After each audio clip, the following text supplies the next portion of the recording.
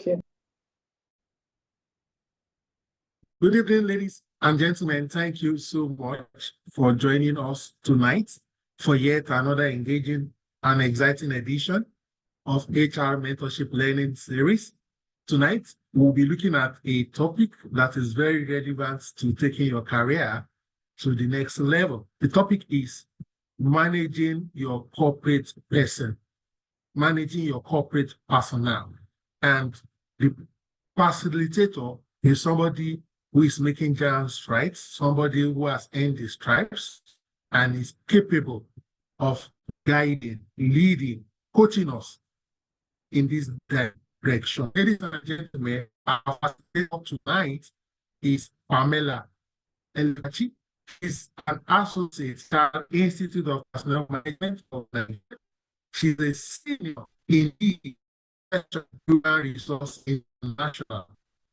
Currently, she is an HR generalist with Capital Sage Holdings Limited, and she is the vice chairman, CIPM, Ondo State branch. Okay, and she's the president of Sunshine Toastmasters Club. I'm also a member of Toastmasters, and I know the role it has played in shaping the corporate personnel. Hopefully, she'll probably chip in one or two things about Toastmasters and how it relates to the subject matter. Our current mission, as we speak, is she's on a mission to establish sanitary banks in corporate organizations in Nigeria. I think it's something that we need to partner with her on. Ladies and gentlemen, speaking to us on managing your corporate personnel, I present you, Pamela. You have the floor, my sister. Thank you for joining us yet again on this prestigious platform. Thank you most kindly for that warm introduction, and good evening for wherever you are joining us from in any part of the world. HR Mentorship 2, thank you for this platform, mentoring young HR professionals and also strengthening the learning that every member who is either advanced or is at any point in their journey in the HR community can come together and learn a thing or two. So thank you very much for that. It's my pleasure to present this topic today. The topic sounds somehow, but I know that we are all going to have fun as always. I like to infuse learning or infuse fun in any type of learning that I have to engage in. Managing your corporate persona. You can see that the A is falling off and there's a rope. The person is holding on to the rope, hanging on for their dear life and trying to make this happen. So join me on this journey as I walk you through how we can create our manage our corporate persona and ensure that we are doing the right things at the right time. Okay, so we've gone through that introduction. And so for our learning objectives today, we will understand the concepts of personas, and then we will define these personas and what their significance is, and then work towards crafting a story, trying to personalize it, trying to make it our own, and also share tips to enhance it and develop actionable steps that we can implement, either at work, family life, whichever way we choose to interpret it. And so on that note, we'll just go into the first question. Look at your screen, think about it for a few minutes, just for a few seconds, and tell me what comes to mind. Recall the worst coworker you ever encountered. I'll give you 10 seconds. Recall the worst coworker you ever encountered, ever in your career, either as an intern, as a full-time worker, as a consultant, as a senior colleague, the worst coworker you ever encountered. 10, 9, 8, 7, 6, 5, 4, 3, 2, 1. Hold that thought. I know you've remembered a few people, you recalled a few people. Let's go over to the next slide. And I would say, recall the best coworker you ever encountered. You meet them, light. You meet them, solution. You meet them, there's always something remarkable. They are always there to help. Recall the best coworker you ever encountered. I give you another few seconds to get something in mind. I'll give you a few seconds, let it simmer, let it sit in. Some people might remember one, some people might remember more than one. And then after we are done with this, we then go into what it means, who you are. And when we talk about personas, what are we trying to achieve here?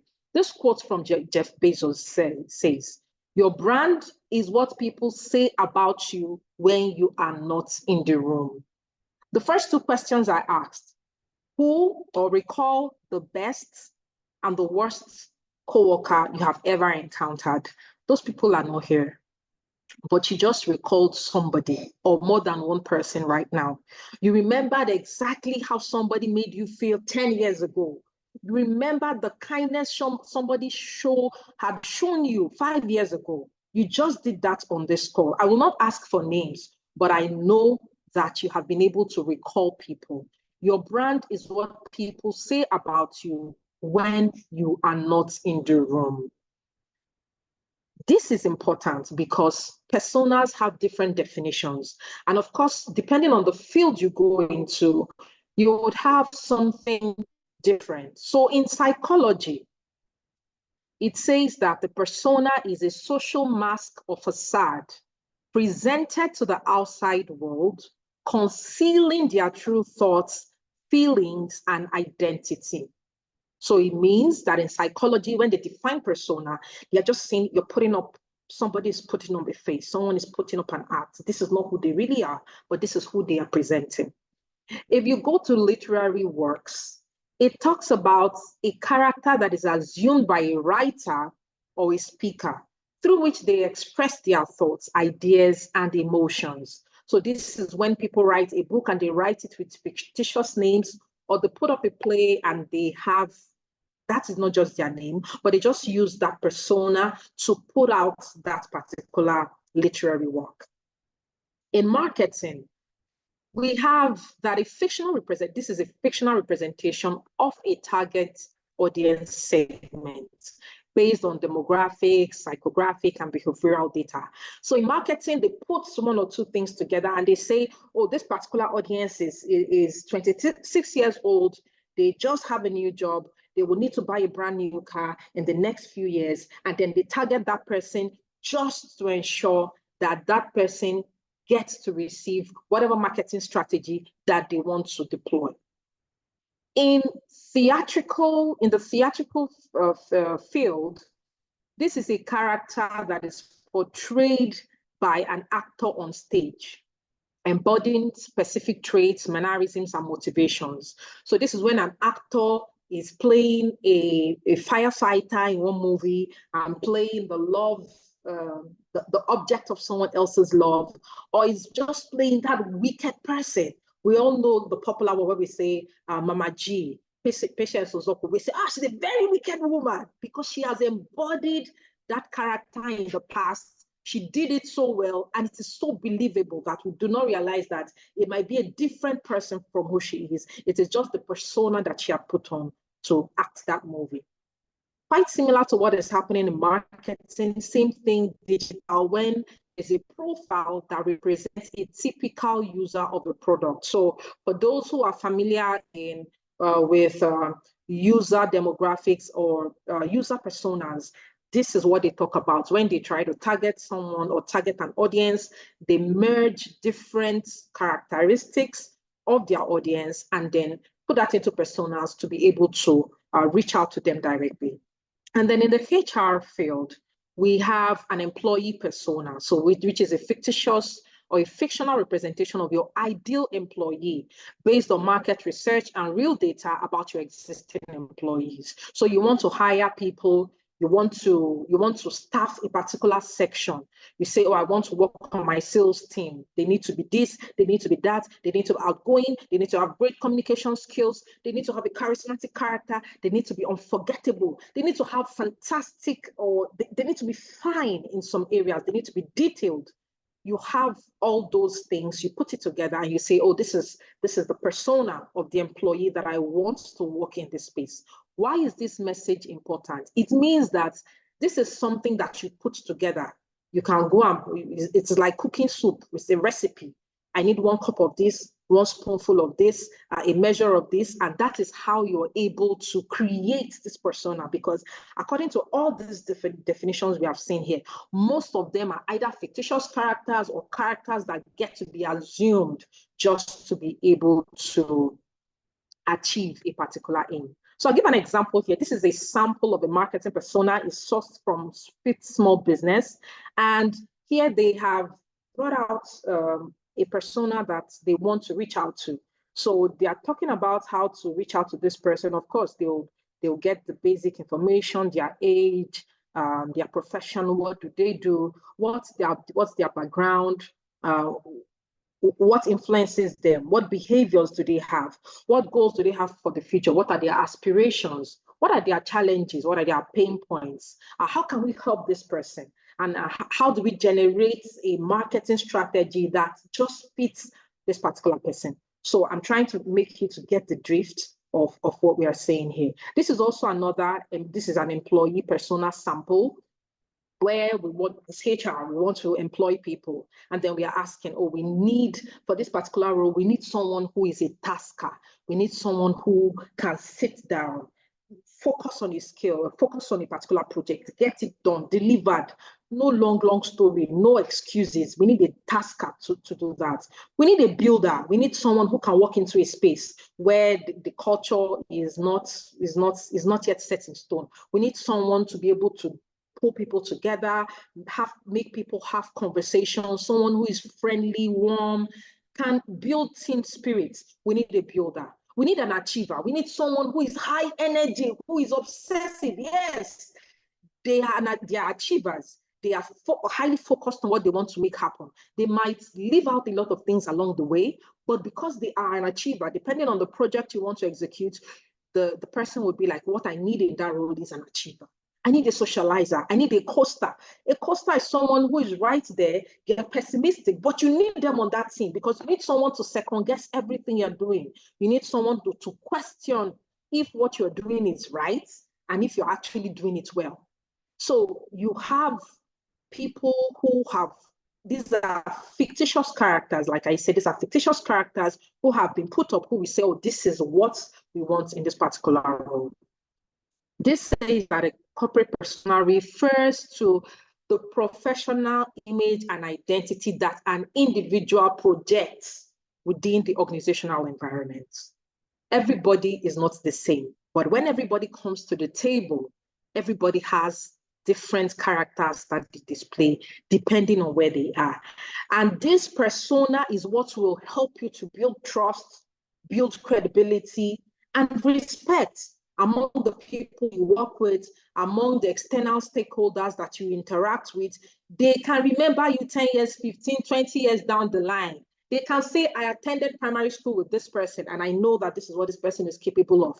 They can say, I worked with this person when I was an intern, and the way they treated me, you could never tell that I was never related to them because the person has a very strong corporate persona and avatar that even when they are not there, that image is in their minds and they know exactly who you have, who they perceive you to be. I have this quote here from Christina Janza, who is the Senior Vice President of Research and Analytics with Slack.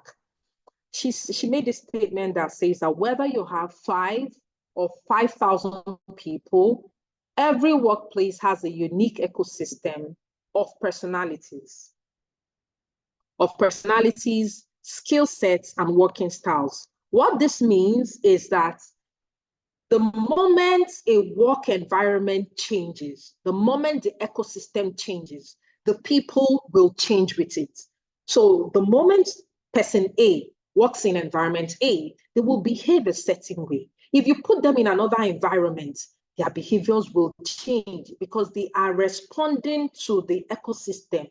They are responding to the external stimuli that they are getting. Somebody goes to work happy, they go home sad.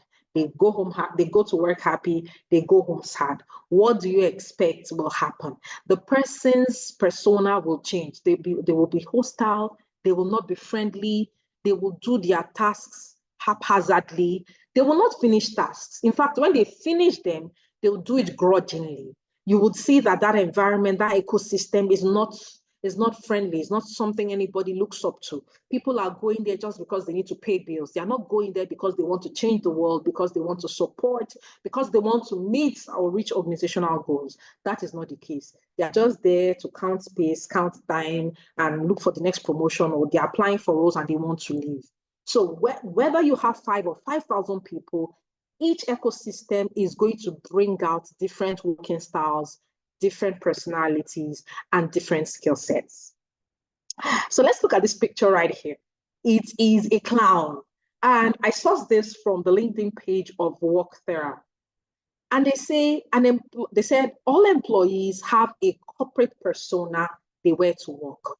What does this tell us? It means that the same way this clown painted his face, put on his regalia, and showed up at an event where he has to display, throw balls, and do all that.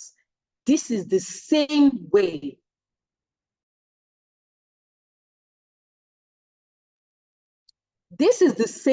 people show up to work. Whether we like to admit it or not, this is what is obtainable. When you go to work, you take out whatever roles you already have, you put on a face, and then you show up at work. And the question we are asking today is, when you show up at work, who is that person? When you show up at work, are you bringing your best self? When you show up at work, which face are you showing up as a clown? Are you showing up as someone who is coming to help? Who are you showing up as? And so the benefits of maintaining a good corporate persona is that it's beneficial to both the individual and the organization. On the individual side, it shapes perceptions. For perceptions, we can say that when you ask people, they will say, oh, I don't know why this person doesn't like me. I don't know why I don't get along with this person. And they just go on and on. But when you look at it clearly, you will see that the people they are complaining about are speaking about the perception that someone else has of them. And so that perception means that no matter how you show up at work, what is important is how the other person perceives you. I'm not saying that when somebody perceives you, does not perceive you appropriately or has a negative connotation to your person, that it means that they are right. No, I'm saying that it matters how the people who you work with view you. It matters how they receive you. It matters how they speak about you. Do they speak positively about you, or are they always complaining when your name comes up? Do they leave the room? Or do they defend you when they say something about you? Do they advocate for you? Or do they just stay silent and say, oh, whatever wants to happen should happen. It's not my fight. So it shapes perceptions about that individual, for that individual.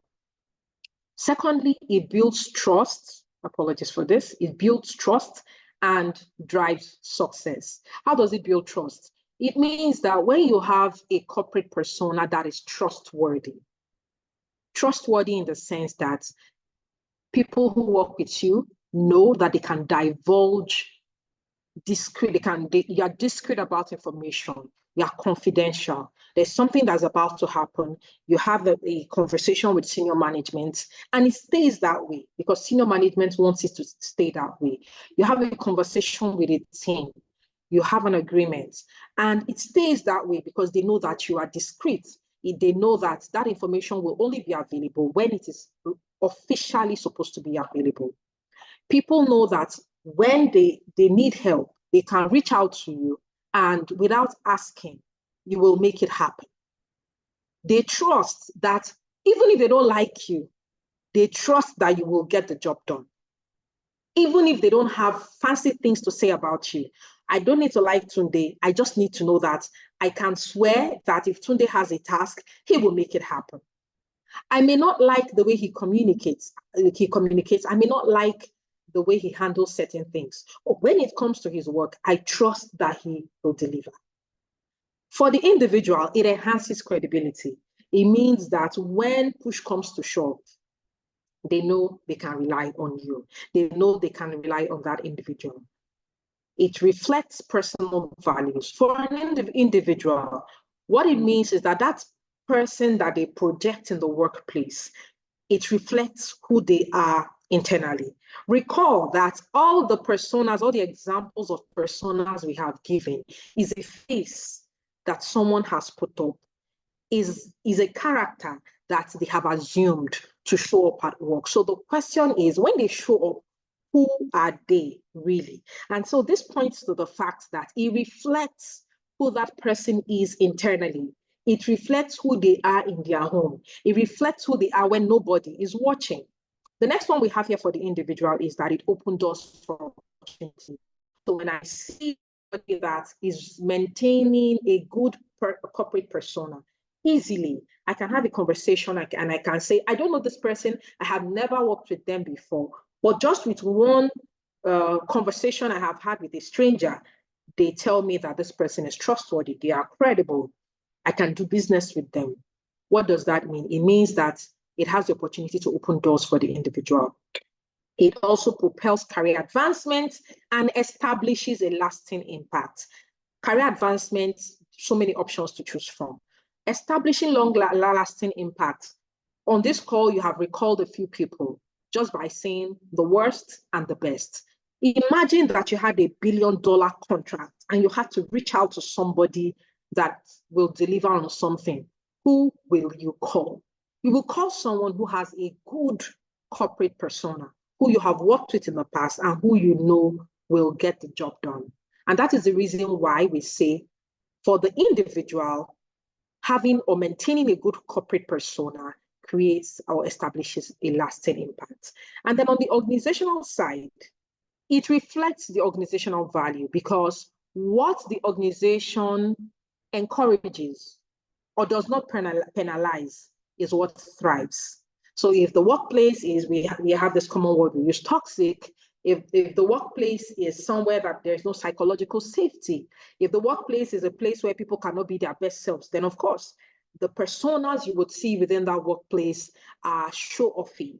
So they have a face they present, everybody says, kumbaya, kumbaya, but in reality, we all know that may not be the case. And so when you have a place that encourages, has great values, you would see that that shows up in the personas that are at work.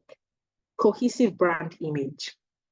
For some brands, for people who do recruitment heavily, and for brands that are very particular about how they are represented by their employees, this helps them drive a cohesive brand image. You have someone who has a corporate persona who works with this organization.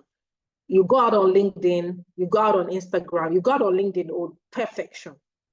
You go to Instagram, you go to Twitter, and you see unprintable, unrepeatable, unsavvy, unpalatable things that you can't take home.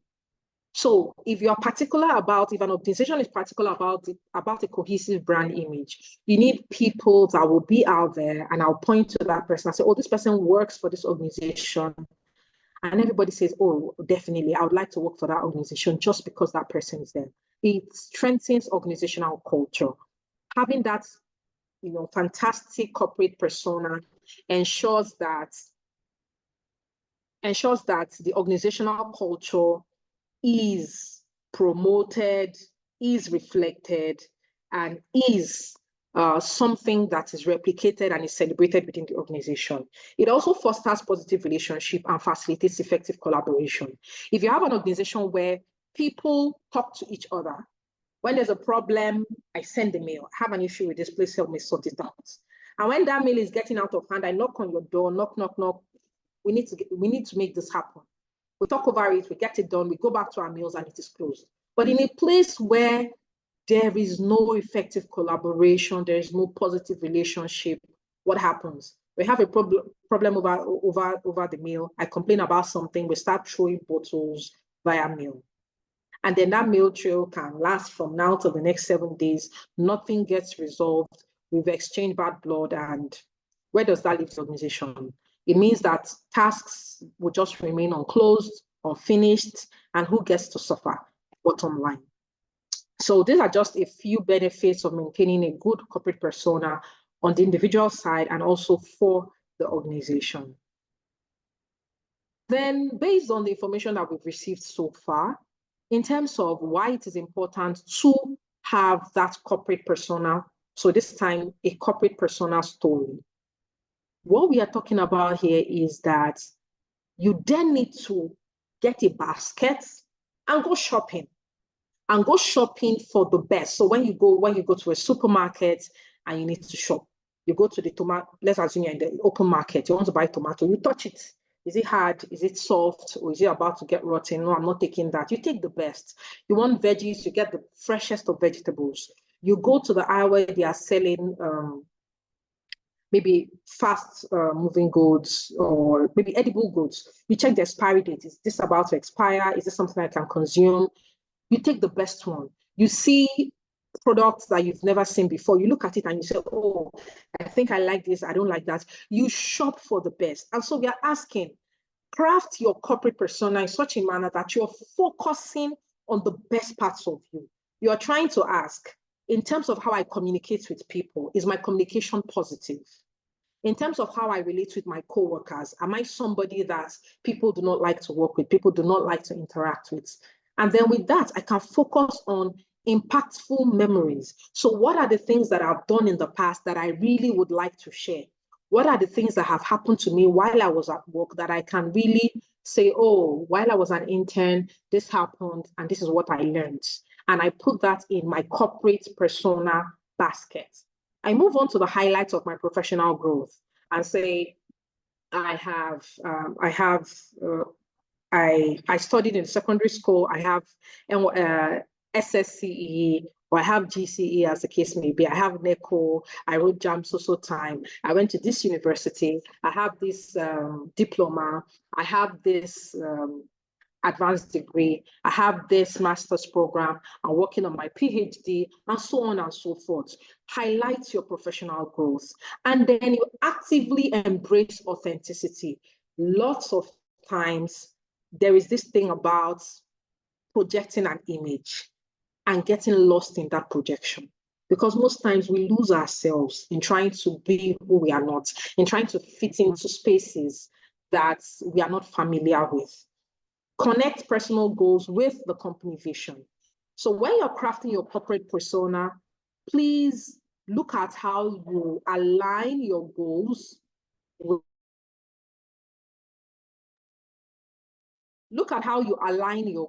with the company's vision. What this means is that if that alignment is not there, the individual will always suffer because the company's vision or the company's goals are not in alignment with what they are doing.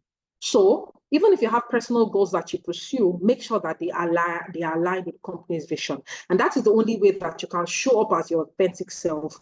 That is the only way that corporate persona is relatable and people can recall what you have done or how you have made them feel 10, 15 years down the line.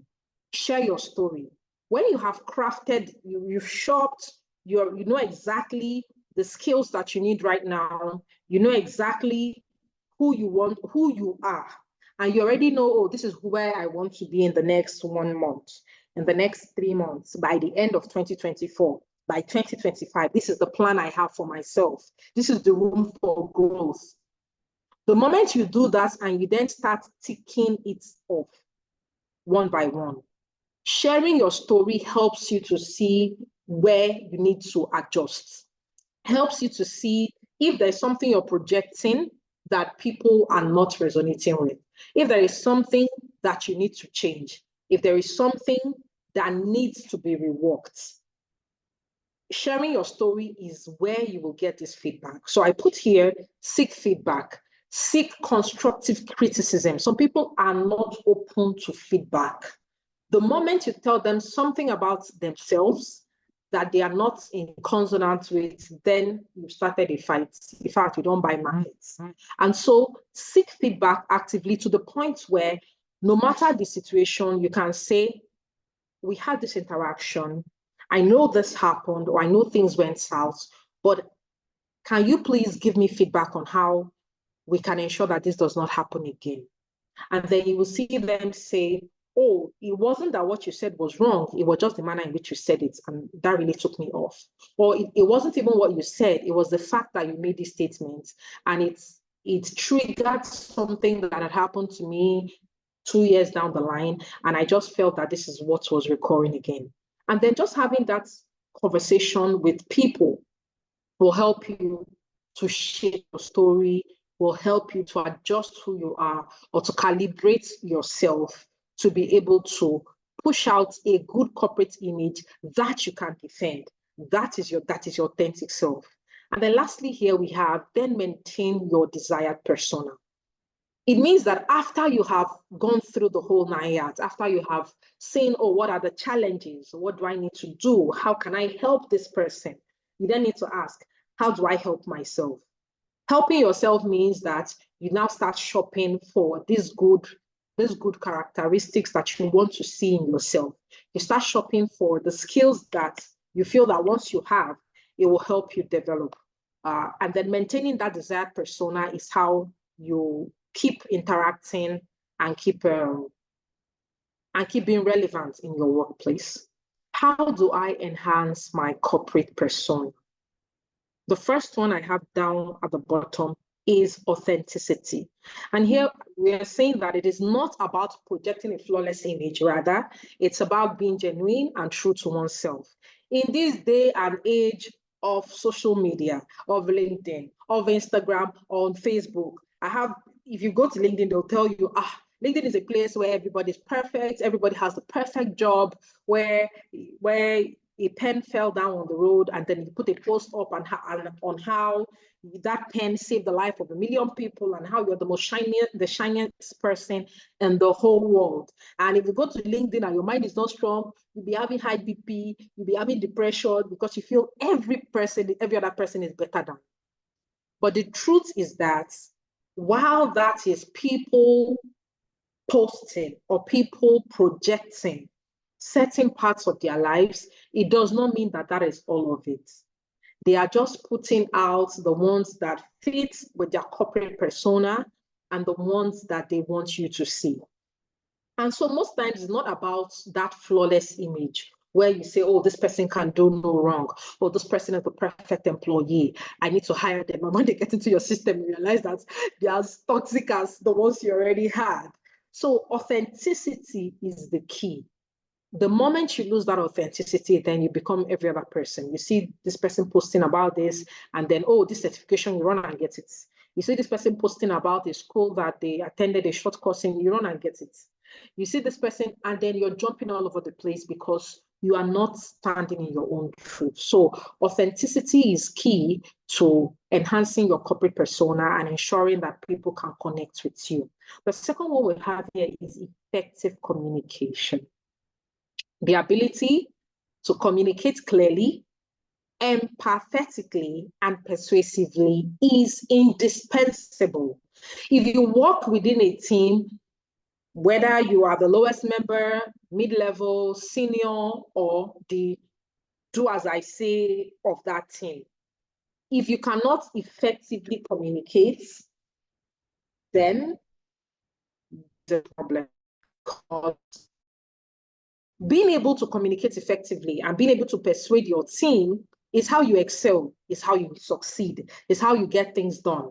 And if you cannot effectively communicate, and the moment you give a task, everybody's squeezing their face, they will do it eventually. But because you are not effectively communicating, you are not empathetic about it, you are not even being persuasive enough, it's so lackadaisical. We need to get this done whenever it's ready. Whenever it's ready is not a timeline. Whenever it's ready is not a deadline. Whenever it's ready is not, there's no goal that you can put in that manner and expect that it gets done on time.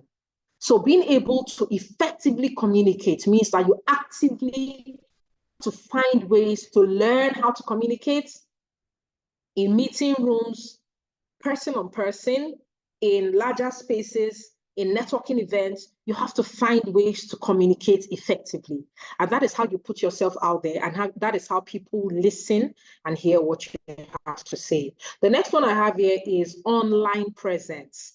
Maintaining a healthy online presence supports your corporate persona. What this means is that while it is important to do your thing in your own space, in your workplace, in your group, it is also great to maintain an online presence. So you have people who have accounts that they never use, they never show up, and it's just there for LinkedIn is LinkedIn. Yes, Facebook is more personal, but LinkedIn is LinkedIn. Twitter, I just have a Twitter account. I've never opened it in the last, God knows how long. It's just there. But the question is, how does maintaining a healthy online presence support your corporate persona? It means that the moment I have an interaction with you, I just go and type, and your profile comes out. I look at it and I say, wow, oh, is this who this person is? Fantastic. I really would love to work with them.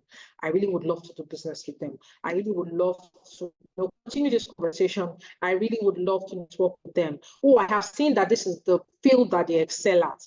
I've seen that this person is a subject matter expert on this. They can only know if that corporate persona is also online.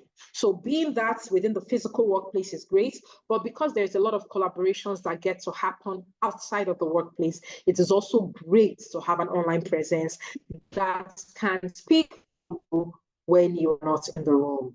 And then finally, we have digital footprints. The impact of digital footprint on corporate persona cannot be overemphasized. Why? There is this very simple task that you can do. Open LinkedIn.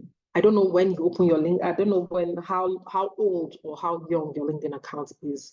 Open it and try as much as possible to the oldest post that you have. You will notice that depending on how you got in when you started, those things were not. There was a lot of reposting that was not sourced. So you're not quoting your sources. You're just pasting things that you don't know where they came from, right? You're quoting people, but you're not mentioning their names, you're not referencing them. And then we know that at this age and time, those are not things that we should be participating in. You go on Facebook and you see the pictures that you posted 10 years ago, 5 years ago, they are not appropriate, they shouldn't even be there. And so the question is, what is your digital footprint? As HR professionals, we know that at this day and age, it is quite common for organizations to go and check their accounts of prospective employees to see who they really are, because everybody can show up at an interview, put on their corporate persona and show up for that interview and dazzle. But the moment they are in your system, you begin to see this person is misogynistic, they are not gender friendly, they are sexist, they have issues with people who have disability, from the comments that you see that they post. And then you can then tell where this person's personal value lies. You can then tell who they are behind closed doors. You can then tell the kind of information or the kind of friends that they surround themselves with. And you ask yourself, based on the employee persona that we have already built, is this person somebody that we want in our organization?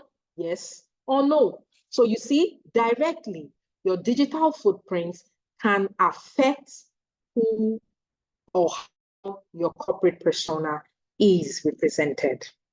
Actionable steps. For actionable steps, we've talked about a thing or two, but here I would say actively seek feedback. We spoke about it recently, but actively seek feedback. People only seek feedback when it is structured. People only seek feedback when it's within a meeting. So I'll give an example. I am a Toastmaster as introduced, and within Toastmasters meeting, there is something called prepared speeches or impromptu speeches. And for either one, there is someone designated as an evaluator. And the role of an evaluator in each meeting is to actively give feedback on what that person has done. So if the person has spoken for 7 minutes, there is somebody who is designated to give feedback.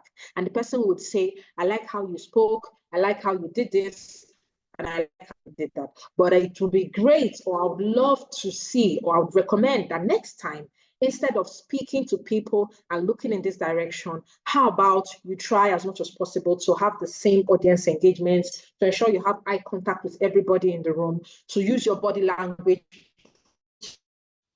and use your space in such a manner that everybody who you're speaking with is engaged. How about when you speak, you watch the way you use filler words? Filler words like, you know, as I was saying, so, and then they give you that specific feedback on how you can become better, on how you can improve, on how you can make that speech flawless.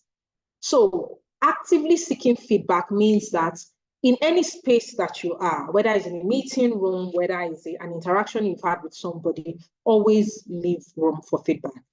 Practice self-reflection. And this is the point where you begin to ask yourself questions, right? If people remember me 5 years down the line, what will they remember me as? If people remember me 2 years down the line, what will they remember me as? And that is where you begin to, reflect on yourself, reflect on the image that you are projecting, and reflect on how people are perceiving that image that you have projected. Are they accepting it? Are they complaining about it? Is there something you need to tweak? Practicing self-reflection will help you to make that happen. The third one is investing in professional development. For a lot of people, most people say the organization has to have an individual professional development plan for me. Sometimes they do, sometimes they don't. But the question is, if they do not have that plan for you, what plan do you have for yourself? It is you who has that corporate persona. It is you who work with the organization, and it's still you that will leave that organization with your corporate persona. And so it is up to you to build yourself, to invest in yourself, and to ensure that even if the organization does not have plans that are directly applied to you, you can also work something out in terms of having something that at the end of the day, whether they invest in me or not, I'm going to make this happen. Whether they invest in me or not, I will save 5 kobo and I will use it for this. Whether they invest in me or not, I will pay 5 kobo. I will pay for that master's program. I will pay for that certification. I will pay for that particular skill I want to learn. I want to do something in Agile. I want to learn something in Scrum. The organization has limited access because there are so many of us and opportunities are few, but I want to make this happen. Investing in your professional development is the only way. So find something that works and find something that you can use to make that happen. The last one I have here is networking with supportive individuals. Please note, supportive individuals. This means that if you are networking with the wrong people, you just put pressure on yourself, and boy, oh boy, it's not even funny. So you have people that are in your network and you see them display a thing or two.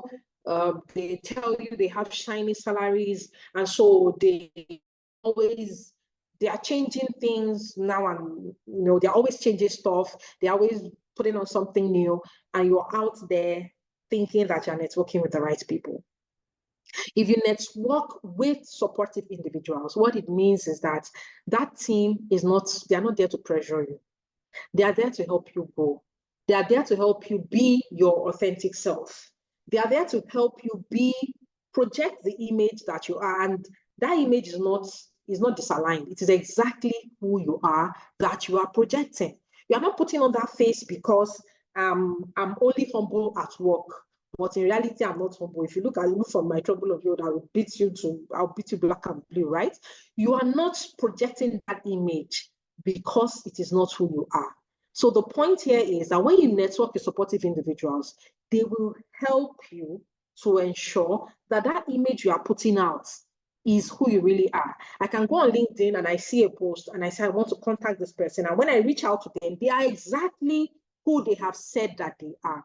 So networking with supportive individuals means you have a space, you have people that can help you grow. An example, is this particular platform, this HR mentorship platform, where you have people of different cadres, different fields, who come together, who learn together, who grow together, there are so many spin-offs of this group that on one end, here we only post careers, we post jobs, you can reach out, you can see roles that are opening up every day in people's spaces. And they say, oh, not in this space, but in the other space. Oh, there's a side hustle. If you have a business, you're an entrepreneur, you can post that. Oh, we have a place where we have, it's a book club. If you want to read books, you want to learn about books, this is what we do in this particular group. Oh, there's a religious group in the same HR mentorship.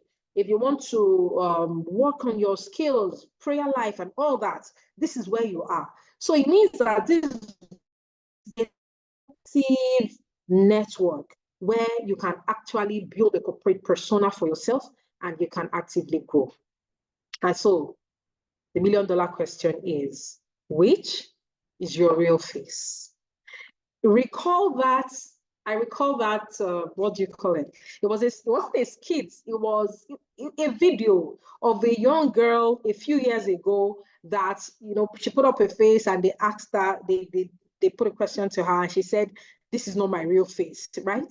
This is not my real face. And so we are asking, which is your real face? Are you the resilient one? Are you Amaka, the innovative? Are you Wale the warrior? Are you Wale the warrior? Are you Fikayo the fixer? Are you Pamela the problem solver? Are you Alan the alarmist? Are you Paul the perfectionist? Are you Dio the destroyer? Pardon me if I used your name negatively, but you get my drift.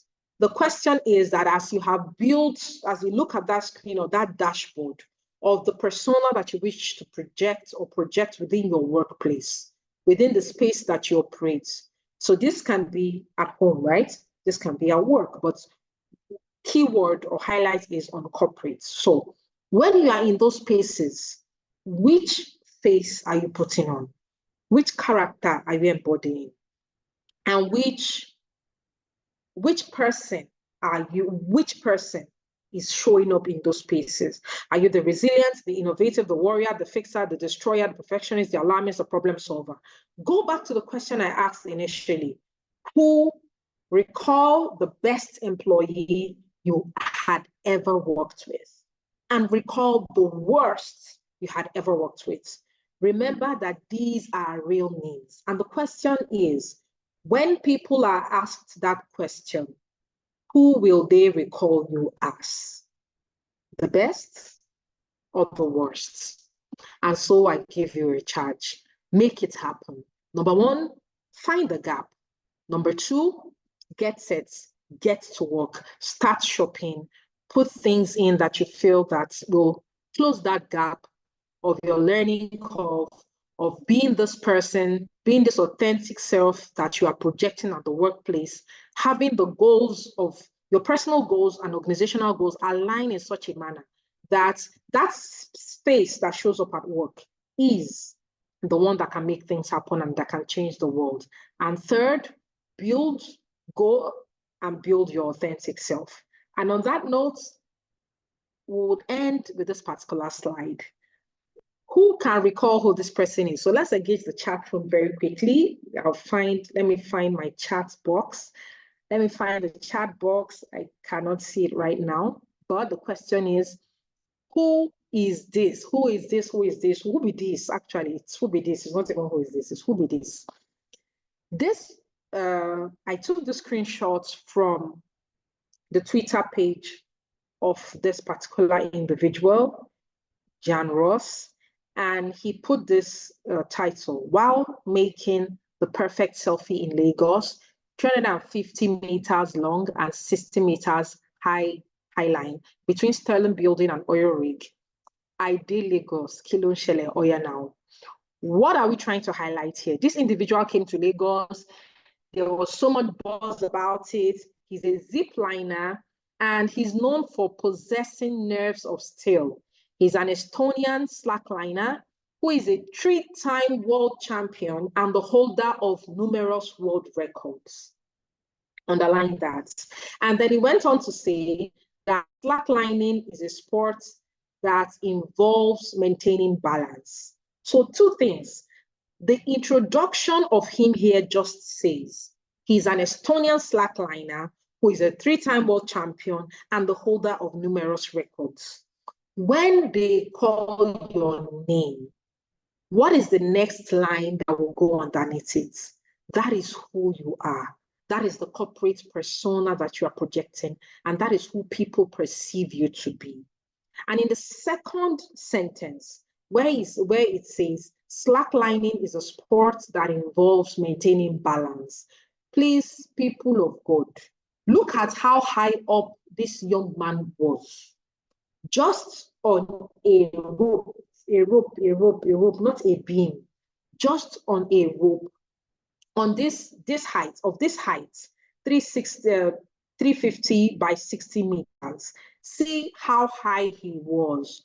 But what keeps him on that line is the fact that he has practiced balance to the point where it is 0. In fact, the significance of him falling off that slack line is almost 0. Because over time, he has done this countlessly, he has honed the skill, and he has learned the art of maintaining absolute balance. And it is that balance that we are talking about today. Having that balance where you project an image that you are proud of, an image that can speak for you, whether you are in the room or not. And on that note, I say thank you. I will take questions, and if there's any feedback you'd like to give me after this presentation, I will be happy to take it. Thank you very much, and back to you, our host, Mr. Adeosho. Thank you. Thank you very kindly for that insightful delivery. Wow. I like the pieces together. I learned quite a lot. I was busy taking care. Ladies and gentlemen, as is our custom, make a contribution, want to say something, share an experience, chime into this conversation, or you have a question, a clarification, something around the subject matter tonight, this is your chance. This is your moment. This is an opportunity to build your personal. I'd like to hear your voice. All you need to do, please raise your hands and we will grant you access to unmute and share your thoughts with this prestigious audience. Also, on the alternative, if you are the extremely shy type and you would like to voice your question or comment, observation, you can as well drop it in the chat box.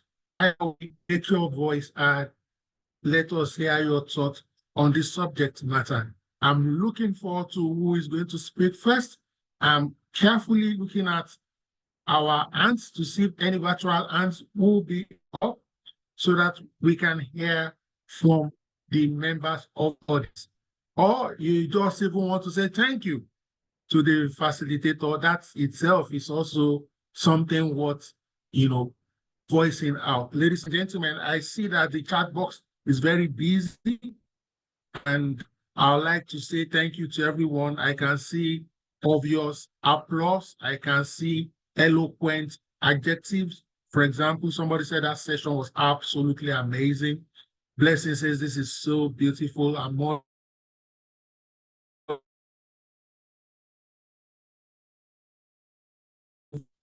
joined Yabode or Shutoku says thank you. Sidney says this was insightful. Ify Okechuku Urozu will say thank you, quite insightful. And somebody called you two times. Stephen says pam, quite insightful. I almost remembered my father, almost calling me twice or 3 times. Thank you so much, Susie Grace. Thank you. Ladies and gentlemen, I would like to say thank you. Again, when there's no comments, it's also a good feedback. It means, wow, speechless is perhaps one of the highest compliments a facilitator can get because of how insightful, how detailed, how precise, how straight to the point, how masterfully the delivery was executed. I would like to thank you again, Pamela. I do not take this for granted. I know you are a super busy woman. You are a mother, you are a wife, you are a teacher, you are a coach, you are a mentor, you are a professional, and you created the time to develop the slides, to also deliver the slides on behalf of everyone who joined this session tonight and the several hundreds and thousands who will watch the recording on YouTube. We'd like to say thank you. We'd like to say keep blazing the trail, keep doing what you know how to do best. Ladies and gentlemen, we'll call it a wrap at this beautiful intersection. Please get some rest. Tomorrow is another beautiful day. Thank you so much.